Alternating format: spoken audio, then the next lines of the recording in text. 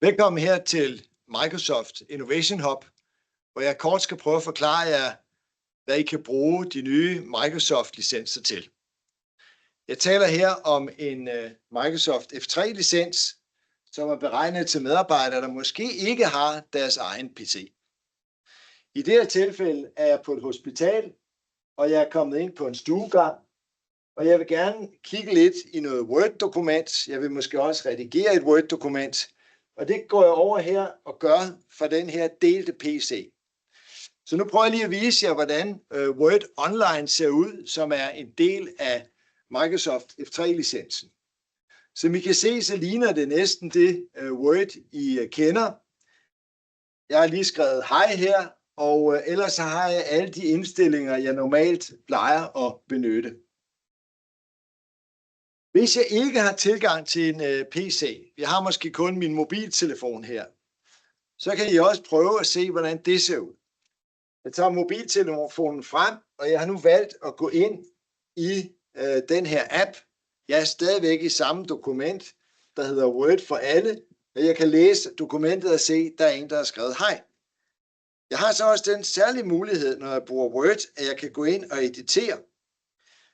Og det betyder, at jeg faktisk har mulighed for, hvis jeg ikke vil bruge alle de små taster, så kan jeg trykke på transcribe her, og så vil den begynde at oversætte, hvad det er, jeg siger.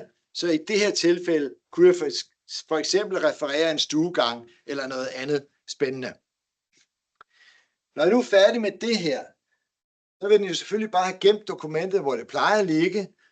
Og så er det jo så, at mange har spurgt, jamen hvad nu Peter, hvis jeg egentlig er rigtig glad for også at kunne bruge den rigtige Office-pakke. Jeg kan ikke nøjes med mobilen, jeg er ikke helt tilfreds med Word Online, jeg vil gerne have alle mine genvejstaster, og det skal se fuldstændig ud, som jeg plejer.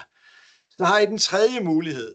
Og den tredje mulighed, det er, hvis man, jeg vil sige, bruger Word og de andre Office-programmer ofte og er glad for genvejstasterne, så kan I bruge den tillægsfunktion til F3, som hedder Office Apps, eller App Enterprise. Og det er her, og I har alt det, I kender, og I kan se, at i dokumentet er der nu både det, vi skrev oprindeligt, det er dikteret, og så kan jeg jo bare fortsætte her. Så det er altså en lille introduktion. Vi startede med en ren F3-licens.